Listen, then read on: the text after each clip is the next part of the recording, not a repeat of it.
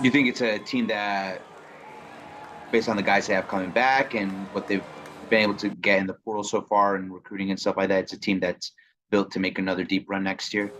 Yeah, absolutely. I think whenever you're talking about a club that's manned by Coach Van Horn and led by Coach Van Horn and his excellent staff, it's pretty hard to bet against them. I think that they're in a really good spot, most notably from Sacramento State, Vahiwa Aloy. He had 376 with 15 doubles and 14 home runs. He'll slot in right away at shortstop for the Razorbacks. I think that he has a chance to be a top 2 to top 3 round draft pick in 2025. What do you think this draft is going to look like for players that were on Arkansas's team last year? Yeah, it'll obviously be difficult. They'll lose a couple of key pieces, most notably, in my mind. I think that Jace Borfin's going to be a top 3 to top 5 round draft pick coming off a really good year in which he hit 318 with 15 doubles and 16 home runs. He really hit his stride this year, and it was great to see.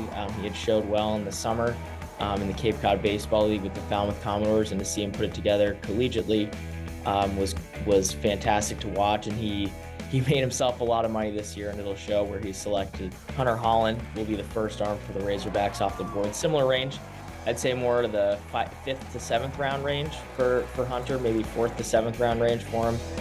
Left-handed pitcher was really stepped up for the Razorbacks due to them being hit really hard with injuries. Kind of anchored that rotation with a 4.1 ERA, 74 strikeouts in 80 innings.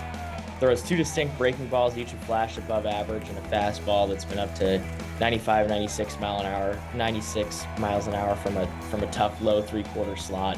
And he's particularly a tough matchup on left-handed hitters. Jackson Wiggins is an interesting case because he had Tommy John right before the season where he was projected as a weekend starter. He still looks like he could go at a pretty decent range in the draft. Just what is your view on him? What is your outlook for his weekend?